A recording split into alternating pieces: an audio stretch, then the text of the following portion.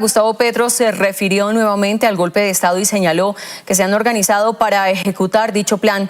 Las declaraciones del alto mandatario se dan en medio de la investigación que adelanta el Consejo Nacional Electoral por presuntas irregularidades en la financiación de la campaña presidencial. En tan solo una semana, las oligarquías colombianas ensayaron por arriba y por abajo dos estrategias destituyentes contra el gobierno de Gustavo Petro. La primera fracasó y la segunda sigue cocinándose a fuego lento. Parece que la prosperidad económica del país, los altos índices de aprobación y las garantías de gobernabilidad que promueve el gobierno del cambio tiene enloquecidos a unos miembros del establishment acostumbrados a gobernar mediante la lógica de guerra y el sufrimiento generalizado del pueblo colombiano. En un intento por emular la derrota de Salvador Allende en Chile, estas élites quisieron poner en jaque al gobierno de Gustavo Petro con un paro empresarial del transporte. Simularon una lucha gremial cuando en realidad se trataba de una medida golpista liderada por empresarios y políticos de extrema derecha. Es muy importante resaltar que esa estrategia la habían ensayado un mes atrás a pequeña escala en la ciudad del Cauca, región que une a Colombia con el sur del continente mediante un fallido corte de la carretera panamericana. Esa vez se trató de un supuesto paro indígena que en realidad estuvo liderado por empresarios locales del transporte y por el crimen organizado. Bueno, esto lo dice Luciana Cadaya en un artículo en Diario Red que se titula La voracidad oligárquica, breve crónica de cómo se está cocinando un golpe de Estado en Colombia. Léanlo entero porque merece mucho la pena en Diario Red. Hoy aquí, en La Base, hablamos de los intentos de la oligarquía colombiana de tumbar al presidente democrático Gustavo Petro. Bienvenidos y bienvenidas a La Base. La Base.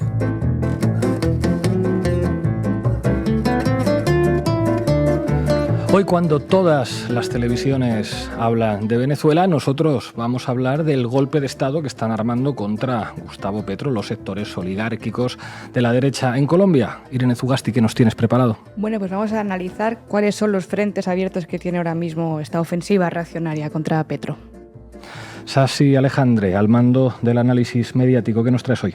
Hola Pablo, pues hoy traemos un poco cómo desgranar la cobertura mediática que se le está dando, sobre todo a las palabras de Petro, como si fueran las de un dictador, mientras la derecha se disfraza de revolucionarios libertarios. Y hoy, como no podría ser de otra manera, vamos a conectar con Bogotá, donde nuestro corresponsal, el profesor de Ciencia Política Mauricio Jaramillo, responderá a nuestras preguntas sobre la situación en el país. Arrancamos, Xavi.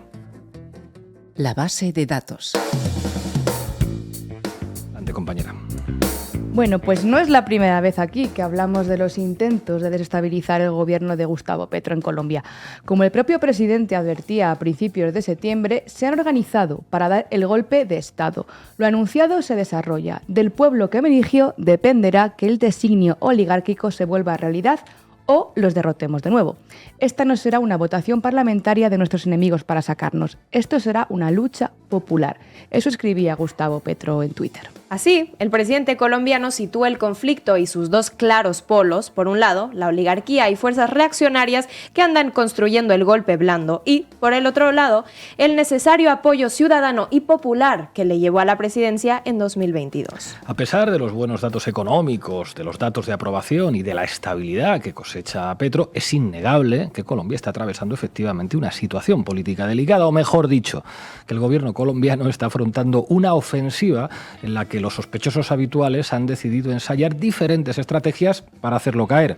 Hablamos por lo menos de dos frentes muy recientes, ¿verdad, Zugasti? Sí, por lo menos de dos. El primero de los frentes a analizar es la investigación lanzada desde el Consejo Nacional Electoral de Colombia sobre la supuesta financiación de la campaña presidencial que mencionabas, así la de 2022, que dio la victoria a Petro.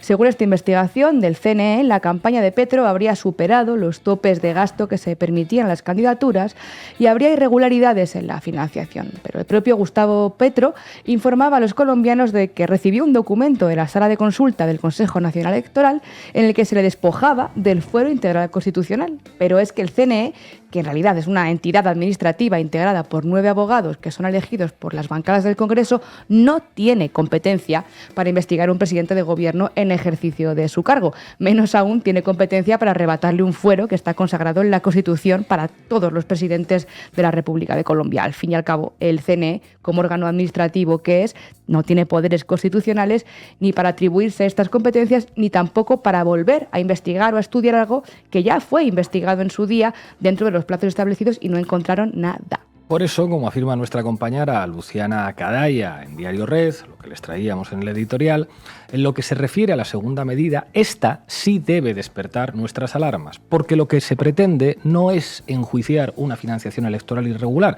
que hasta ahora además no ha podido probarse, sino por el contrario, construir el clima idóneo para finalmente destituir a Petro como presidente de la República. Esto se llama lawfare, y a fuerza de oírlo y señalarlo ya hemos aprendido a pronunciarlo en condiciones. Raúl Sánchez Cedillo está orgulloso de nosotras y nosotros. Hay que subrayar que la investigación en el seno del Consejo Nacional Electoral la lideran 2 magistrados, Benjamín Ortiz, del Partido Liberal, y Álvaro Hernán, del Centro Democrático, hombre muy cercano, ¿saben a quién? Sí, a Álvaro Uribe.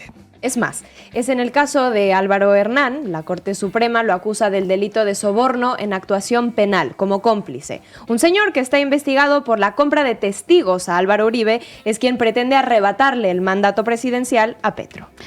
Así de crudo es. No obstante, este lunes el Consejo de Estado, que es el Tribunal Superior en este tipo de procesos, resolvió que el CNE tiene la potestad, sí, de investigar la financiación de la campaña, pero que no puede suspender ni retirar al presidente.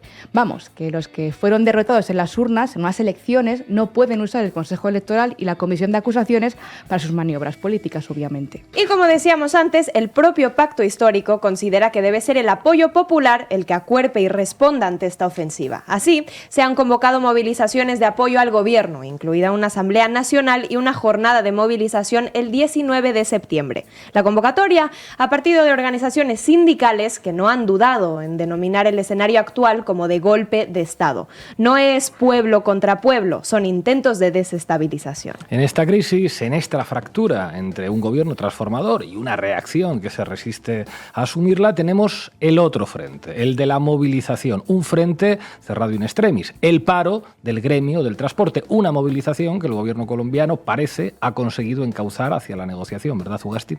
Así es, los medios lo han descrito como un paro de camioneros, pero bueno, como sucede aquí con los paros agrícolas en España hace unos meses, antes de asumir titulares y nombres, habría que preguntarse quiénes son y qué intereses representan las protestas de transporte que paralizaron Colombia la semana pasada, porque de lo que tenía todos los elementos no era de paro de camioneros, sino de paro patronal, de paro empresarial, vamos.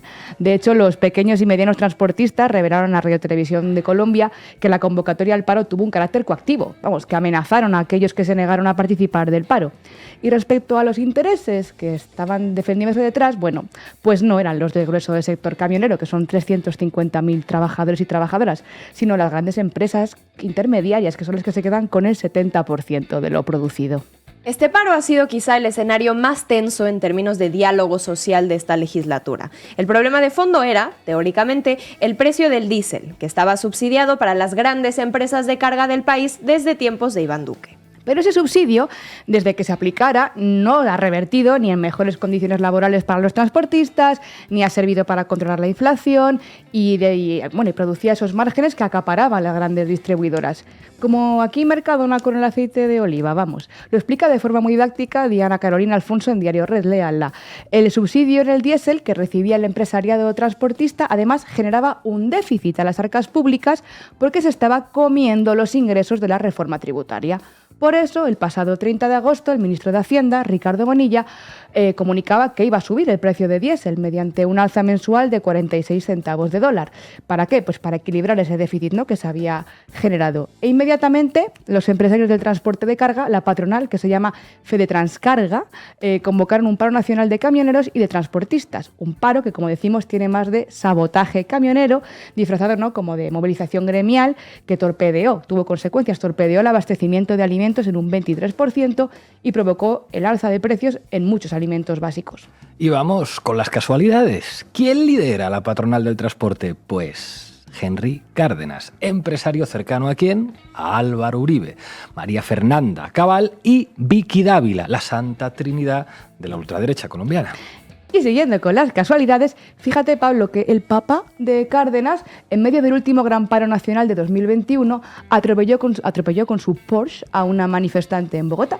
Y aunque según él, y tal y como le contó a Vicky Dávila, que hizo muchas entrevistas, lo hizo para protegerse, en esa misma entrevista le decía a Vicky, refiriéndose al coche de su papá, al Porsche que atropelló a la mujer que se manifestaba: no envidiemos lo de los demás, que detrás de todo esto hay un gran trabajo. Hay mucho trabajo para tener un Porsche, claro que sí. Vamos, así funcionan y así están acostumbrados a operar. Si no les gustan lo que hace el gobierno, pues paro patronal. Y si aquello tampoco funciona, pues utilizan un Porsche para pasarte por encima. En fin. El caso es que el asalto de Henry Cárdenas de momento ha fracasado. Las negociaciones encabezadas por el ministro Bonilla han pactado descongelar el precio del diésel y establecer una mesa de negociación. El paro terminó sin uso de la fuerza, sin violencia, sin muertos. Si lo comparamos con los paros durante la legislatura de Iván Duque, por ejemplo, en 2019, bueno, pues en fin, comparen. Quienes vaticinaban una catástrofe, el advenimiento de una crisis de suministros que hundiría al país, pues parece que se han quedado con las ganas. Claro, eso sí, que si quieren ese escenario, bueno, siempre pueden irse a Argentina. No obstante, los frentes no terminan aquí. El pasado miércoles, Petro anunciaba lo siguiente. Escuchen. Dale, Xavi. La Dirección de Inteligencia Policial de Colombia. Se llama DIPOL. Para la compra de Pegasus, la DIPOL compró en efectivo por $11 millones a una empresa israelí un software para espiar celulares en medio del estallido social y antes de las campañas, y lo hizo la DIPOL. Y ustedes, queridos espectadores de La Base, se preguntarán: ¿y para qué querría Duque el software de espionaje israelí en pleno estallido social en Colombia? Se nos ocurrieron unas cuantas ideas. En fin, es imposible no encontrar ecos en la historia de América Latina. Recuerden que también fue un paro orquestado por la oligarquía, en este caso chilena, el que en 1972 utilizó a camioneros y transportistas para bloquear económicamente al gobierno de Salvador Allende. Y ya sabemos lo que vino solamente un año después. Hay que tener memoria para tener futuro. Gracias, compañera. Ese fascismo creciente en la sociedad colombiana, en sus clases pudientes, en sus clases medias altas, que no pueden entender por qué la prioridad de un Estado tiene que ser la de acercarse y abrazar al pobre, a la humilde, al negro, a la indígena, al campesino, al joven del barrio popular, a la mujer. Sasi Alejandre, adelante. Gracias, Pablo. Vamos, Ro. Titulares al banquillo. Bueno, ya decíamos que todo esto era parte de una estrategia mayor. Es en 1993 cuando se publica un libro que marcaría la nueva era política, de la dictadura a la democracia. Su autor, Gene Sharp, descrito por el medio Politico como la figura política estadounidense más importante de la que nunca has oído hablar. Una figura tras bambalinas, pero reivindicado como el Gandhi de la era contemporánea, y nominado para el Premio Nobel de la Paz no una ni dos, sino 4 veces. Un producto digno de la industria de la Guerra Fría. Su obra maestra, el manual por excelencia para los golpes de Estado contemporáneos, blandos, como se les dice. La base fundamental de las operaciones de cambio de régimen en Georgia, Yugoslavia, Armenia y usado hasta nuestros días, como lo podemos ver. El manual absoluto de las llamadas revoluciones de colores, un golpe de Estado llamado revolución y una guerra blanda llamada pacifismo. Sharp no inventa el hilo negro, pero lo estandariza. Declaraciones oficiales por parte de instituciones y organizaciones mostradas como apoyo oficial y neutral, cooptación de huelgas generales, creación de instituciones alternativas, abanderarse de la paz a la Gandhi, hacer sobreuso de las palabras dictadura y democracia y sobre todo disfrazarte de revolucionario mientras ejecutas el golpe, denunciando a tu objetivo como el verdadero golpista. Son tan solo algunos de los 198 métodos para la acción no violenta, en otras palabras, un golpe de Estado pueblo blando. Una serie de pasos que se despliegan lentamente, tanto así que cada vez que tu objetivo denuncie las intenciones de golpe, puedes retroceder un pasito para atrás, dejándolo como el niño en el cuento del pastorcito mentiroso. Otra vez está denunciando un golpe de Estado, que viene el lobo, no se cansa. Pues en este momento estamos viendo todos estos pasos, toda esta metodología golpista contra Petro. En este último despliegue, como en otros casos, empieza con Lofer, como ya explicó Sugasti, con el Consejo Nacional Electoral formulando cargos por supuesta financiación irregular de la campaña de Petro. Pero, a la par, y como un puñado de petardos, uno de los otros frentes fueron las encuestas. ¿Recuerdan en el manual el paso de las organizaciones e instituciones imparciales y oficiales? Bueno, pues aquí entra la encuestadora Invamer. Revelada por Noticias Caracol, la última encuesta de Invamer informa que el presidente Petro tiene el 66% de desaprobación, mientras que solo el 29% de la población aprueba su desempeño. ¡Ay, Caracol! Bueno, si su discurso, tono y método le suena familiar, es porque pertenece a nada menos que el mismísimo Grupo Prisa. Ese que su presidente es también dueño del fondo de inversión, uno de los mayores accionistas de Indra, la empresa armamentística española y una de las cabecillas del régimen de guerra actual. Bueno, pues ese mismo. Pero ya que estamos en esto, pues, ¿qué tenemos sobre Invamer, la encuestadora tan respetada por Grupo Prisa y por Caracol? Subas.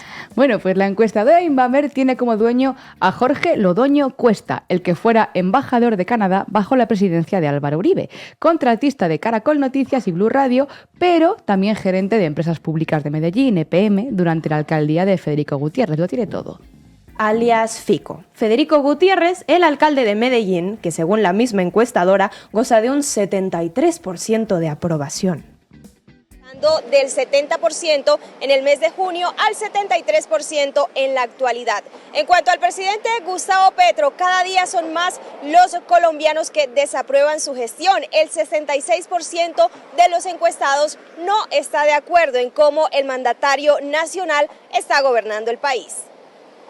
A 8 meses de haber iniciado su gobierno, el alcalde de Medellín, Federico Gutiérrez, aparece con el 73% de favorabilidad, 3 puntos más que hace 2 meses. Educación, lucha contra la explotación sexual y seguridad alimentaria han sido las principales banderas del mandatario local. Excelente, de 0 a 10, 10. Excelente alcalde. Muy buena intervención en las zonas de riesgo, en las zonas públicas, en el área del deporte. Petro malo, Fico excelente. Si me fueras a preguntar del 0 al 10, 10. El pueblo ha hablado, aunque no es tanto así. Federico Gutiérrez es el mismo que a través de Telemedellín, el canal de la ciudad de Medellín, contrató a Caracol Radio por 875 millones de pesos colombianos, con un primer contrato, el que están viendo en pantalla, de 450 millones y 2 posteriores. Eso es un alcalde contratando a uno de los mayores medios del país para apoyar no solo su campaña, sino también su gestión completa. Con 875 millones cualquier prensa es libre, ¿no? No es la primera vez que Invamer, de la mano de Caracol Noticias, la revista Semana, El Colombiano o Blue Radio, difunden encuestas de este tipo. Lo llevan haciendo desde la llegada de Petro. En cada encuesta le bajan un poquito más la aprobación para que parezca una, digamos, decadencia orgánica, y el momento del lanzamiento siempre es crucial. Había que lanzar esta encuesta para que coincidiera exactamente con la formulación de cargos por supuesta financiación irregular y también con el paro de camioneros. Esto, ¿saben cómo se llama? Construir el relato. Vamos a verlo.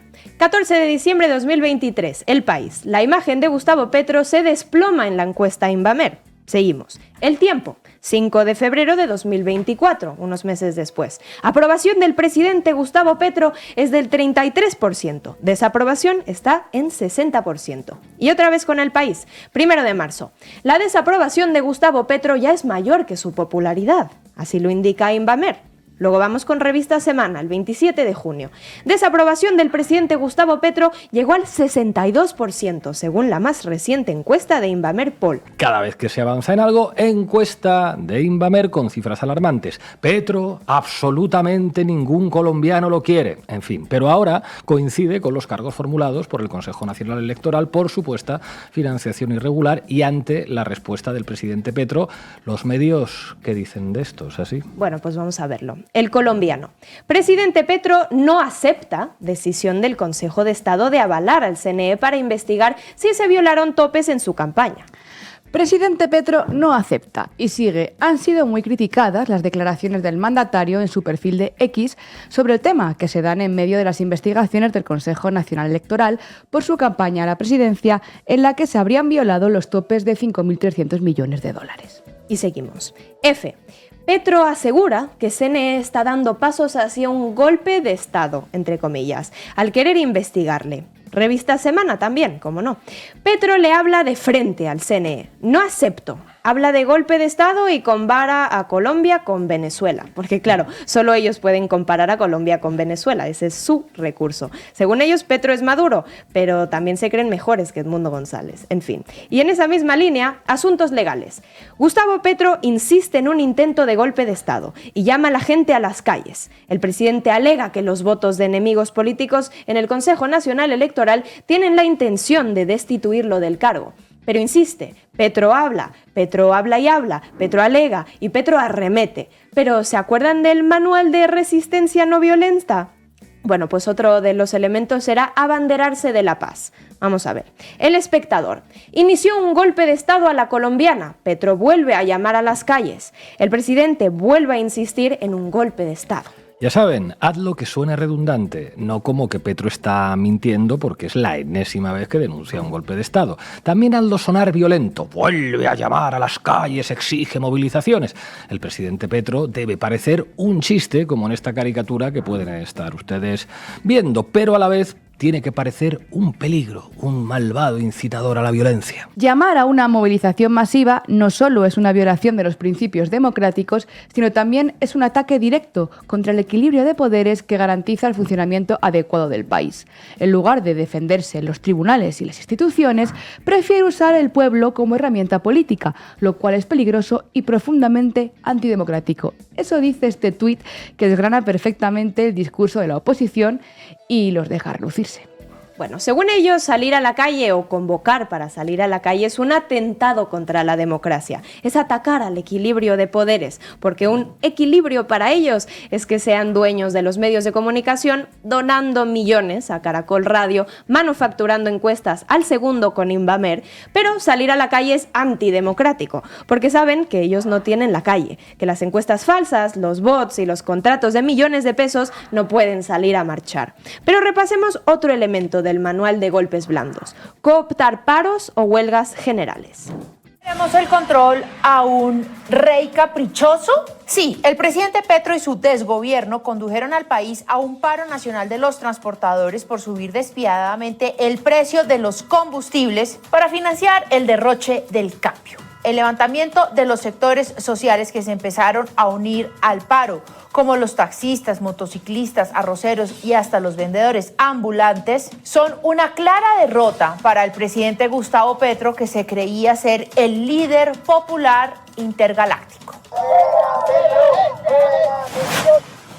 ¿Y cuál es el reclamo tan injusto que están pidiendo los transportadores? Muy simple, que no suban en 2.000 pesos el precio del galón del diésel, que tengan condiciones de seguridad para transitar por el país y que les cumplan las promesas de campaña. El derroche del cambio, dice la Vicky Dávila 2.0. Pero esa no es la mejor parte. Camioneros, estamos con ustedes. Vamos a ver qué más dice. A veces parece más a Luis XVI, el déspota esposo de María Antonieta, que cuando el pueblo francés se levantó en la revolución porque estaban ahorcados por los impuestos y por el hambre, dijo despectivamente que si el pueblo no tenía para comer pan, entonces que comieran pasteles.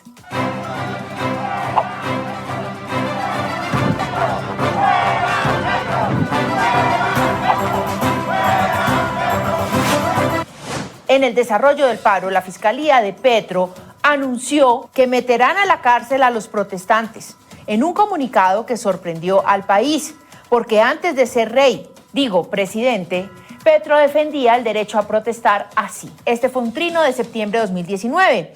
El que la Fiscalía capture a dirigentes del paro de transporte significa la criminalización de la protesta social y nos remite a una tiranía. ¿Ya podemos decir que estamos en una tiranía o todavía no?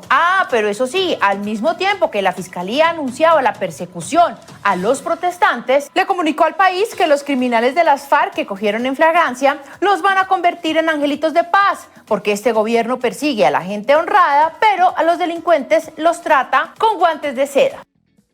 En fin, bueno, no habíamos quedado que ellos querían ser Luis XVI y María Antonieta, pero bueno, como dignos golpistas de revolución de colores, se disfrazan de revolucionarios. Dicen que ellos son como los pobres campesinos franceses a los que María Antonieta les decía, coman pastel. Ok, bueno, que si las FARC, otros Luises XVI, claro, luego siguen a hablar de Venezuela, Venezuela, Venezuela. Maduro para ellos también será Luis XVI. Hay demasiados de esos en América Latina. Qué bien nos vendría una invasión militar estadounidense, que bueno, ellos también son otros campesinos rogando por pan. Pero bueno, luego viene el país. Petro aprovecha las diferencias entre los camioneros para deslegitimar el paro. Y sigue, la tesis de que el paro es empresarial no se verifica necesariamente en los puntos de bloqueo. El País visitó el de la autopista sur de Bogotá este miércoles y encontró que quienes taponaban la vía eran conductores a destajos o pequeños transportadores y que decenas de camioneros más, de similar corte, estaban en desacuerdo con el bloqueo, aunque preferían un combustible al alza. Pero el concepto de un paro empresarial sí le sirve al presidente para enviar a la policía a mover los vehículos y a deshacer los cierres sin ser señalado de atacar la protesta social que ha defendido por años. Y es que ahí mismo lo dice, decenas de camioneros más están en contra del bloqueo, del paro. Ya decíamos en la pieza de Diario Red, que citaba Pablo al principio, que en diálogo con los medios públicos colombianos, los pequeños y medianos transportistas también revelaron que la convocatoria al paro tuvo un carácter coactivo, como dijo Sugasti.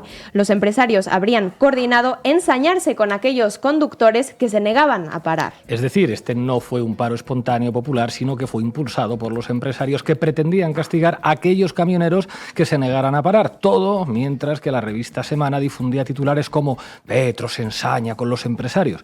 Pues resulta que siempre fueron los mismos empresarios los que obligaban a sus trabajadores a parar contra su voluntad. ¿Para qué? Para tumbar al gobierno de Petro. ¿Cómo era eso de usar al pueblo como herramienta política? ¿Cómo era eso de que eso no es democrático? En fin, vaya cara dura los de Semana y los empresarios del transporte. El paro terminó con negociaciones y con un acuerdo. ¿Pero qué dijeron los medios? Bueno, vamos a ver. El tiempo. Las lecturas políticas que deja el paro camionero. ¿Cómo queda el gobierno del presidente Gustavo Petro?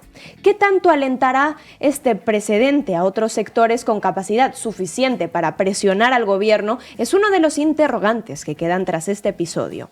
Algo que se puede leer como una amenaza, pero también a la construcción de una narrativa. El pueblo está cansado de Petro. Si viene otro paro, será una revolución como la francesa contra Luis XVI. Una cruzada represiva de Petro, una muestra de descontento con su gobierno. Los camioneros como héroes defensores de la libertad. Pero ese era el discurso que se usó, por ejemplo, en 2015 en el paro camionero masivo contra Juan Manuel Santos, el expresidente derechista. Pues vamos a ver. Revista Semana. 3 motivos por los que 200.000 camioneros no irán al paro. El gremio de los transportadores de carga pesada del país, agrupado en la ACC, sostiene que las conversaciones con el gobierno han sido más útiles que el cese de actividades que le deja deudas inmensas a los cesantes. El gobierno muy hacendoso y cooperativo. No hacen falta los paros contra Santos, que por cierto, como dato curioso, vamos a ver algo de Santos. Antes de ser presidente, fue ministro de Defensa cuando estalla el caso de los falsos positivos, en el que el ejército asesinó a más de 950 civiles inocentes, disfrazándolos, una vez muertos, de guerrilleros muertos en combate. Nunca asume la responsabilidad, se vuelve presidente y declara que eso son cosas del pasado, aunque defensores de derechos humanos siguieron presentando ante la Comisión Interamericana informes de nuevos casos de ejecuciones extrajudiciales, estimándose que el total de falsos positivos no fue de 950, sino de 3.500 víctimas entre 2002 y 2012. Y sabiendo eso, bueno, pues tampoco sorprende su respuesta al paro. Esta vez sí de camioneros durante su gobierno. Multas de hasta 480 millones de pesos, sanciones como cancelar las licencias de conducir de los participantes y amenazando con que no le temblaría la mano para arremeter contra ellos, duplicando el número de uniformados en las carreteras y terminando en numerosos encarcelamientos por parte del Escuadrón Móvil de Antidisturbios, del ESMAD. Pero le faltó algo para ser llamado Luis XVI por esta prensa: ser de izquierdas. Y al pueblo le faltó ser oligarquía para ser llamados revolucionarios. Con Petro, los camioneros son pobres justicieros. Con Santos, son rebeldes sin causa. Caracol Radio: Santos considera injustificado el paro de camioneros. El marco es el siguiente: la derecha siempre adaptará sus estrategias dependiendo de si tienen la hegemonía o no la tienen. En países como Argentina mueven el espectro hacia la ultraderecha porque lo pueden hacer, pero en países como México o como Colombia, donde la izquierda indudablemente ha ganado el relato en los últimos tiempos, entonces la derecha se debe disfrazar de la verdadera izquierda, como hicieron aquí en España con la Sexta, de los campesinos que ruegan por pan frente a Luis Petro XVI, una revolución de colores de manual. Gracias, Sasi, te despedimos ya que sabemos que tienes una agenda difícil. Gracias, Pablo. Los mismos que hoy hipócritamente hablan de Venezuela y de dictaduras allá, multiplicado por 3 lo hicieron en Colombia hace 3 años. Hipócritas. Ven dictadores afuera, pero no ven su propia dictadura y su propia podredumbre adentro. Hoy nos acompaña Mauricio Jaramillo, es profesor de Ciencia Política, es periodista corresponsal de Diario Red. Muchísimas gracias por atender a La Base y a Canal Red una vez más. Un abrazo desde Bogotá con un saludo, querido Pablo. Mauricio, ¿cuáles van a ser, a tu juicio, los siguientes pasos de la oligarquía y de sus partidos políticos y sus medios de comunicación en Colombia para intentar tumbar al presidente Petro? Mira, Pablo, hay básicamente 3 líneas. La primera, los medios de comunicación que están abusando de, 1, noticias falsas, informaciones inexactas, informaciones parciales. Hace una semana se inventaron, por ejemplo, que el sistema aéreo colapsando porque no había combustibles para aviones. Se han inventado, por ejemplo, noticias respecto de la relación peso-dólar, han especulado respecto a la inversión extranjera, han dicho que parte de esa relación pasa por decisiones en materia económica que ha tomado Petro. Entonces, la campaña de desinformación va a continuar. Lo segundo son acudir a normas, como está haciendo ahora el Consejo Nacional Electoral, que no es un tribunal, que está investigando de manera irregular la campaña de Petro. Se ha dicho, por ejemplo, que se violaron los topes, y a lo que están recurriendo, para que se entienda, es a los gastos de campaña para trasladar a los testigos el día de la elección. Es decir, eso no hace parte de gastos de campaña, pero de manera arbitraria el Consejo Nacional Electoral, desconociendo la ley, lo que hace es llevar a Petro a la picota pública para que la gente tenga en su tiene un origen espurio, es decir, que el presidente es ilegítimo. Y en tercer lugar, pues obviamente me parece que la estrategia de la oposición es boicot, sabotaje, sembrar la idea de que hay desgobierno, de que este gobierno es inviable, de que hay ingobernabilidad. En el camioneros, que fue un paro de gremios, se habló, por ejemplo, y lo digo con nombre propio, el señor Luis Carlos Vélez de la FM, que es un medio que generalmente difunde noticias falsas, social. Comparó esto con lo que pasó en el gobierno de Duque, cuando 80 jóvenes fueron asesinados colombianos durante 3 meses. Aquí, esta huelga de gremios duró 4 días, no hubo muertos, no hubo torturados, no hubo desaparecidos, no hubo mutilados.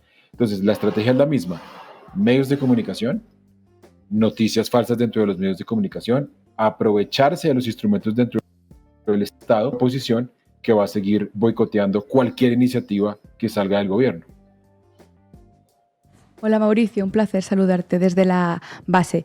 Yo te quería preguntar, el miércoles pasado Gustavo Petro anunciaba, ¿no?, que había tenido conocimiento de la compra del software israelí Pegasus para espionaje en 2021. ¿Qué más sabemos, ¿no?, sobre este hallazgo que parece bastante determinante, ¿no?, para entender un poco también el estado de las cosas?